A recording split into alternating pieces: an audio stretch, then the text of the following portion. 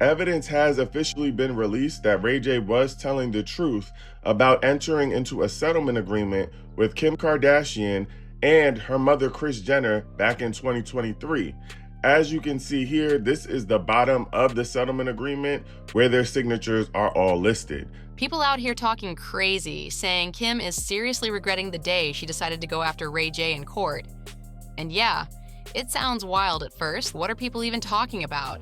But if you've been paying attention, Kim and Kris actually reached out to Alex Spiro. That Alex Spiro, the same lawyer tied to names like Jay-Z and Elon Musk, basically anyone with billionaire status on speed dial. This isn't just some random attorney either. This guy has a reputation for being sharp, bold, and not someone who plays games in the legal world. So when word got out that Kim brought him in to go after Ray J, it made people stop and think real quick, like, was Ray J actually telling the truth this whole time? Because it doesn't make sense for Kim and Kris to come in that confident, that bold, and risk-looking completely wrong if there wasn't something deeper going on. Then things got even messier.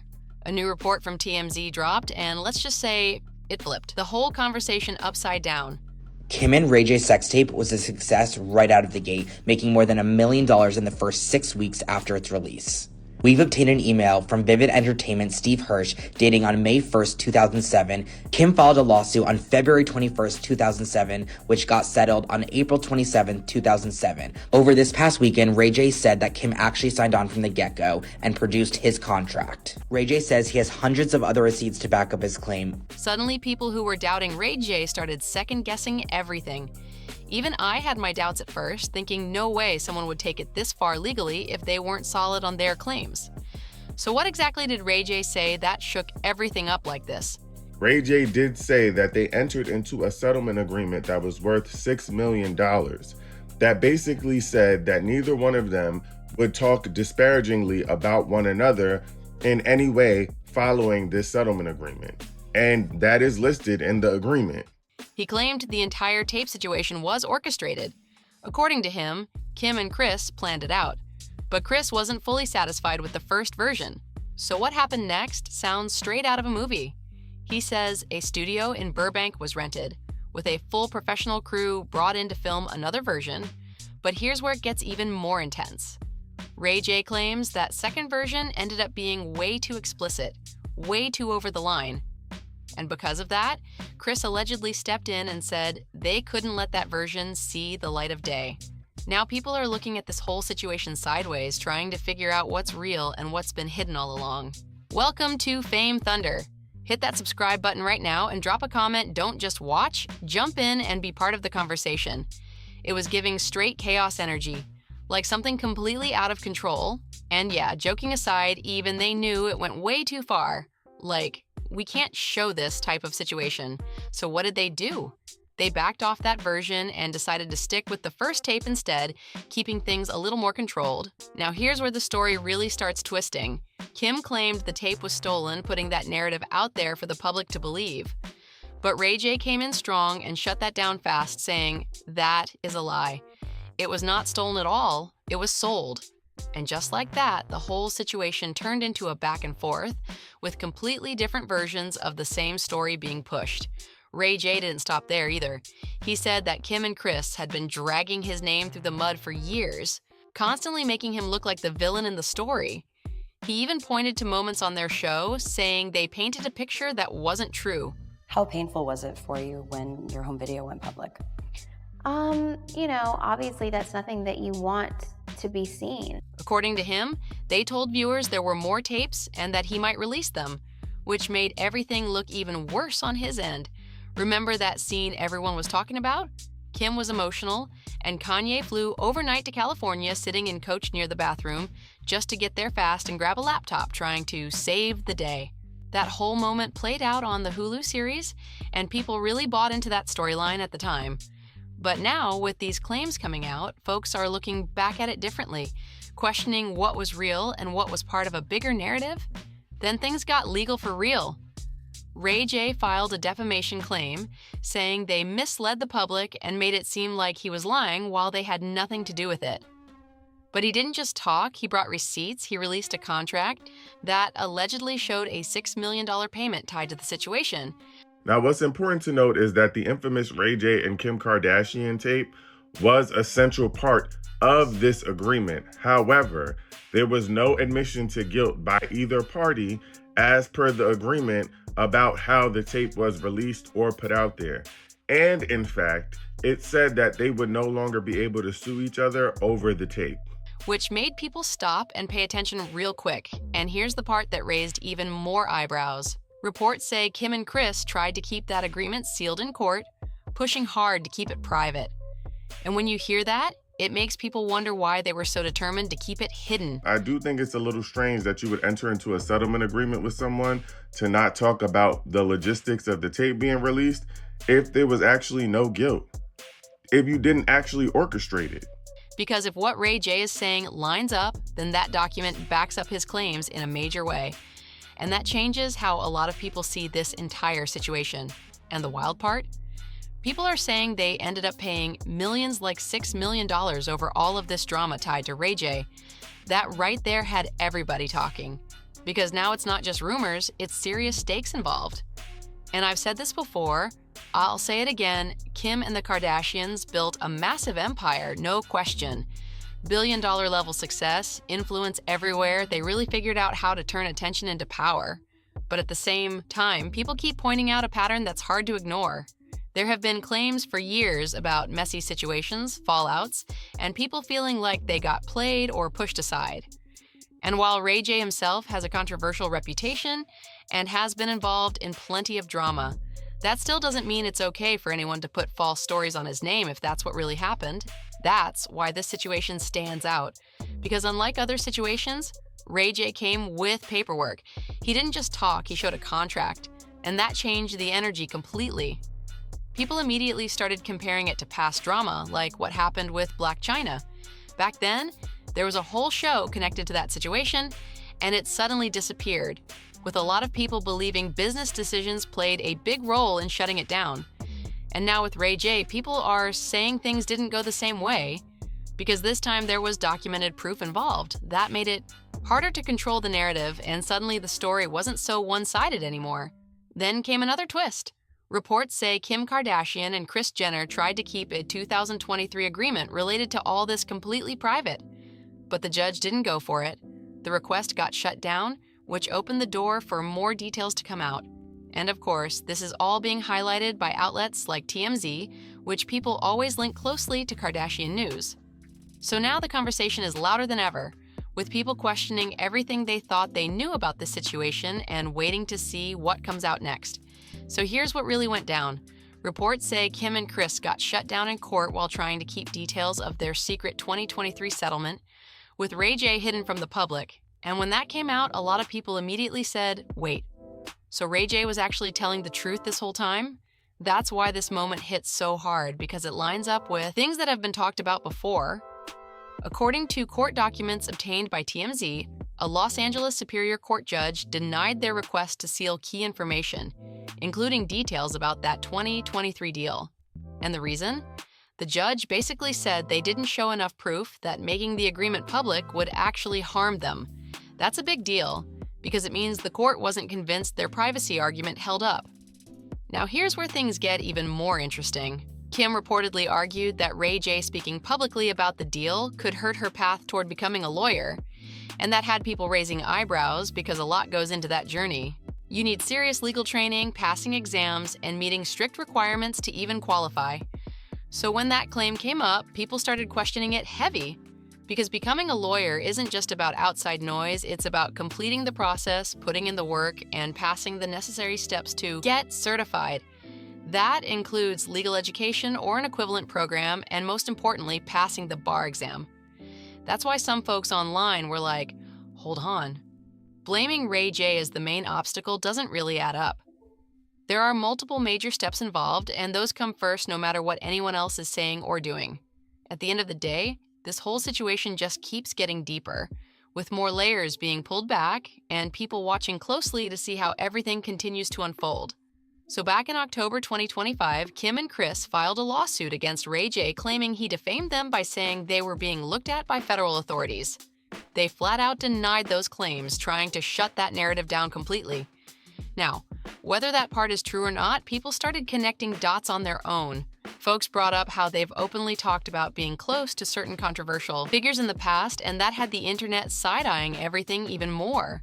Names started getting mentioned, old associations brought back up, and suddenly the conversation got a lot louder. But Ray J didn't just sit back and take it. He fired back with a countersuit saying there was a breach of contract tied to a 2023 agreement they all made regarding that infamous tape situation. And this is where things really shift, because now we're not just talking opinions, we're talking about a legal agreement. Ray J claimed he was paid $6 million as part of that deal, with the understanding that he would stay quiet about everything moving forward. But according to him, that agreement was broken when Kim and Kris spoke about the situation on their Hulu show. And once that happened, he basically said all bets were off. Then came another major move. Kim and Kris reportedly rushed to court, asking the judge to keep that agreement and other related documents completely sealed. Legal team argued that the information inside was highly confidential, involving sensitive matters that were supposed to stay private to protect everyone involved. They emphasized that both sides had agreed to keep things under wraps, not just for business reasons, but to avoid dragging family matters into the public eye. That was their main argument: keep it sealed, keep it private, keep it controlled. But Ray J pushed back hard and said no. He wasn't going along with keeping everything hidden, and this time the judge sided with him. The court ordered that unredacted versions of the agreement be filed, meaning more details could potentially come out. And while Ray J continues to stand on that $6 million claim, the Kardashian side hasn't publicly confirmed that specific number. So now everything is sitting in this tense space where documents are coming forward, claims are clashing, and people are watching closely to see what gets revealed next. Listen, this is where it starts to feel really bold, almost reckless. You go all the way to court, file a lawsuit, and push this narrative, but then the very thing the other side brings to prove their point, suddenly that's not supposed to be allowed? That's where people are getting confused. Because if Ray J has documents backing up what he's saying, how do you argue it shouldn't even be seen? That's the part that's making everyone pause, like, wait, what did they expect was going to happen here? You can't call someone a liar in court, then try to block the evidence they're using to defend themselves. It just doesn't line up, and people are catching on to that fast. And let's not forget, this whole situation has been talked about before by people connected to the original distribution side. There were already stories floating around about how things were handled behind the scenes, including claims that the tape was being circulated and negotiated. So when all of this comes back up again, it doesn't feel like it came out of nowhere. Now sure, it makes sense they'd want to keep everything quiet. Anyone would want to avoid having sensitive situations dragged back into the spotlight. But here's the issue. People keep pointing out, why take it to court if you knew certain details could come back and be exposed? That's the risk that comes with making it legal. And that's why some folks are struggling to understand the move. Because if what Ray J is saying lines up with actual agreements and documents, then this lawsuit ends up opening doors instead of closing them. Meanwhile, public opinion is all over the place. You've got some people saying, leave Kim alone, pointing to her business moves and public image. And yes, she's built a massive brand and continues making big money plays, like high-profile auctions and luxury deals that keep her name everywhere. But at the same time, others are questioning the timing and the optics of everything happening. It turns into this bigger conversation about image, accountability, and what really goes on behind the scenes versus what gets presented to the public. Now this is where people really start talking. The idea that Kim could move around tens of millions like it's nothing has folks raising eyebrows. Some people believe she's truly at that billionaire level. Others are like, hold on, is that number really what it seems? Either way, most of us aren't living in that world, so yeah, it's easy to question how all that actually works behind the scenes. But here's the bigger issue people keep pointing out. It's not just about the money, it's about how it's being presented. When you hear about luxury items being auctioned off for massive amounts, it sounds generous on the surface, but then people start breaking it down, saying, wait, there are costs involved, deductions, and only the remaining profit might go to charity. And that hits different than just straight up. That's why some are calling the whole situation messy, because it turns into a conversation about image versus reality, and what's actually being given versus what's being promoted publicly. And then this whole Ray J situation gets pulled right back into it. because people are connecting dots again, saying this isn't just about business moves, it ties into a much bigger story. There are claims that the $6 million deal linked to the show and that storyline is now being looked at in a completely different light. Remember when Ray J went off and started exposing everything, saying the situation wasn't a leak and that there were agreements behind the scenes? At the time, people were split, some believed him, others didn't. But now, with documents and court details surfacing, those same claims are getting re-examined in a serious way. So now the conversation is louder than ever, with people questioning what was real, what was scripted, and how much of the story the public actually got to see. So let's be clear about what's actually being said they got exposed for. Ray J claims that back in 2023, Kim and Kris approached him to sign an agreement that would stop everyone involved from speaking publicly about the tape situation. And according to him, that deal came with a $6 million payment, plus strict penalties if anyone broke the agreement. Now, I already know what some people are thinking. What if Ray J was the one who broke it first? That's the big question, right? But here's where it flips. Ray J is saying they broke the deal first by bringing up the tape on their Hulu reality show. And get this, he says that happened just 1 month after everything was finalized. Tape scandal, I have to be really careful at how I'm perceived. That timing right there has people shocked. Because if that's true, it completely changes who violated the agreement first. And once that line gets crossed, everything else starts to unravel fast. Then comes the court drama. They reportedly tried to have key parts of the agreement hidden or blacked out, but the judge wasn't going for it. The ruling made it clear nothing gets redacted, everything stays visible. That's huge, because now the full scope of the agreement can be looked at without pieces missing. And when you look at how detailed that agreement is, it's serious. It covers everything past issues, current disputes, future claims, defenses, all of it specifically tied to the situation surrounding the tape. This wasn't some casual deal. This was meant to lock everything down completely.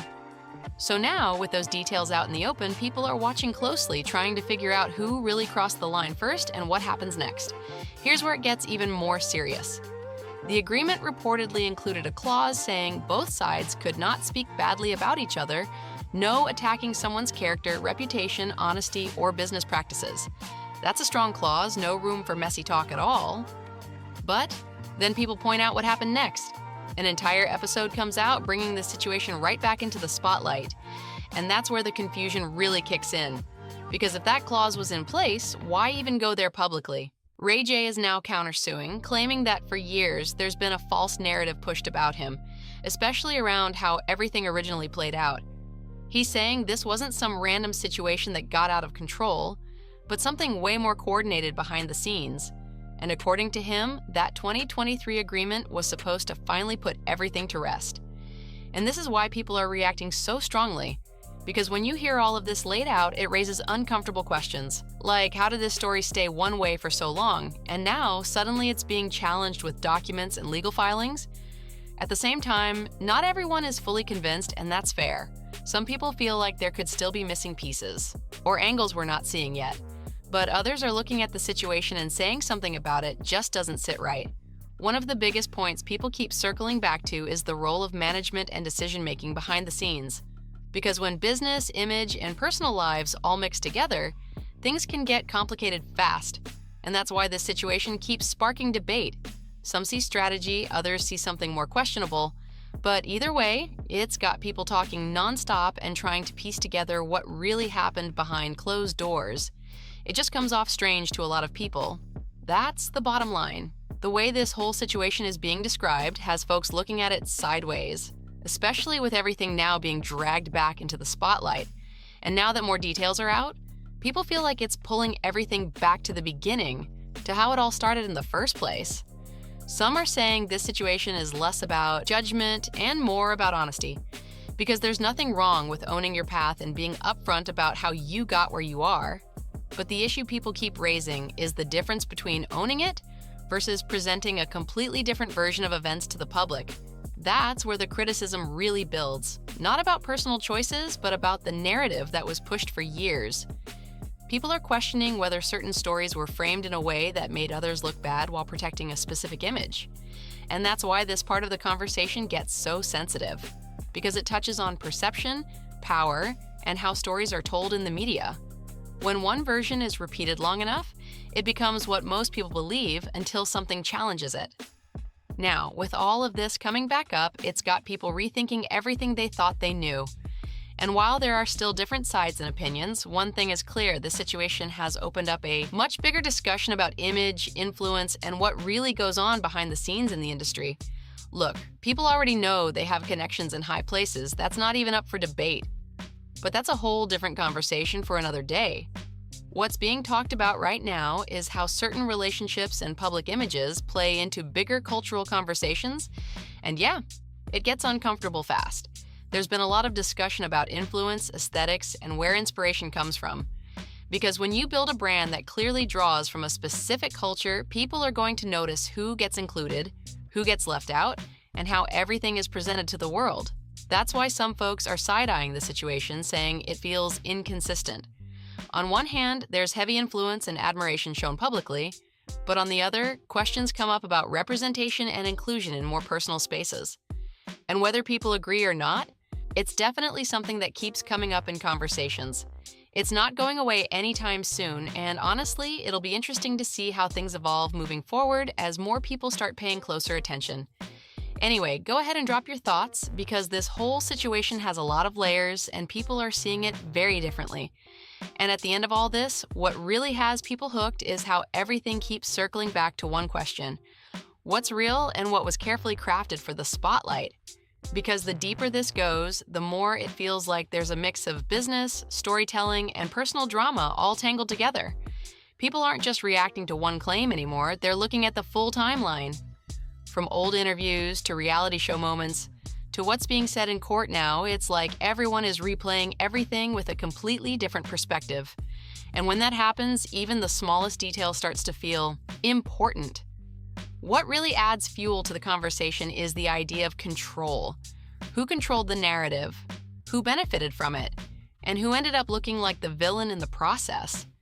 Because if there were agreements behind the scenes and those agreements are now being questioned, that changes how people see the entire story.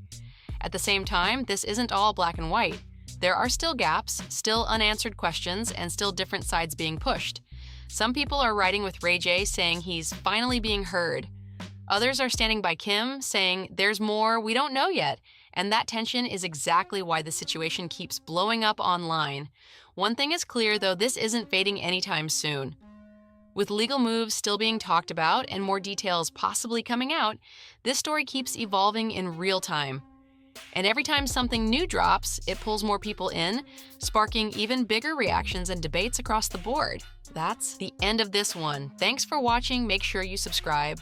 Share this with your people and drop a comment, because this conversation is far from over.